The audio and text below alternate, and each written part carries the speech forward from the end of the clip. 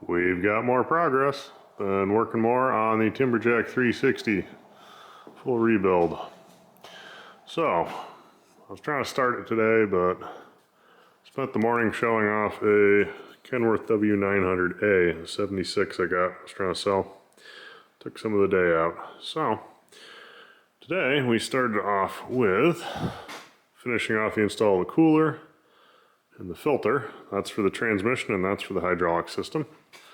Crimped up some hoses. I brought some 1-inch. I forgot the short piece. The only hose left in the whole system is there to there. Little, I think it's 22 inches. The only piece I'm missing. But the filter housing is bolted in hard. Cooler's in there. I got some rubber to soft mount it. The hoses are in here, hooking it in. I was talking about hooking the gauge up. I got that gauge plumbed in. I used some 1/4-inch hydraulic hose. And as you can see, all the hoses in here have been wrapped. I really don't want to deal with rub through. I did mount up the air filter. It's sort of tight in here. I mounted it over to the side, so I should have room to take the cover off and pull the filter out. I will need to take the housing off again. I need to get a top hat. I'm gonna go check the junkyard, see if I can get a air filter top hat, and then I'll probably cut this off and stand it up or figure out what I get. I also mounted, we'll look from the other side, a coolant reservoir. It's part of my little update thing. I replaced the hoses to the winch.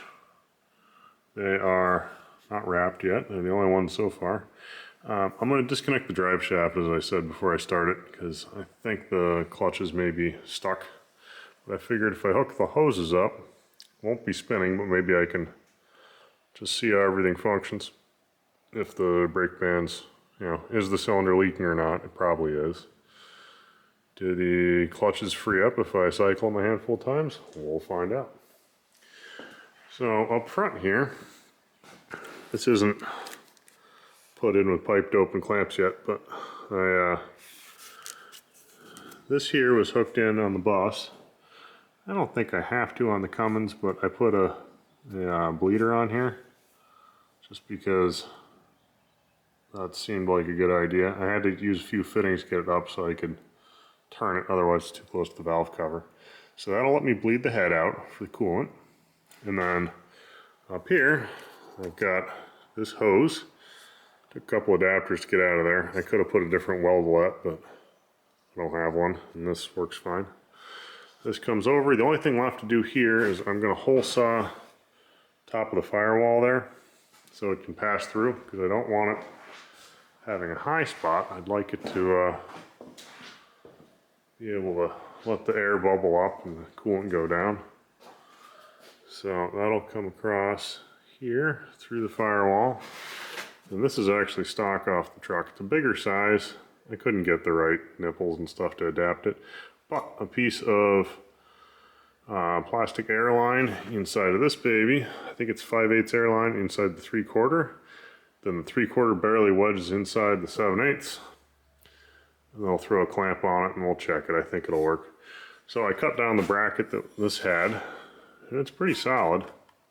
So that should work okay. And as you can see, there's a little elbow here I'm going to trim out of the hose. So it's a little wonky, but it should be a pretty good, fairly level run over. I think that'll be good. Get the floor set in. I do need to figure out this pedal. I realized when I hooked up the hydraulic feed hose, I need the throttle cable on the other side of this, so I'll have to move that over. But it's looking like a machine when you sit up in here.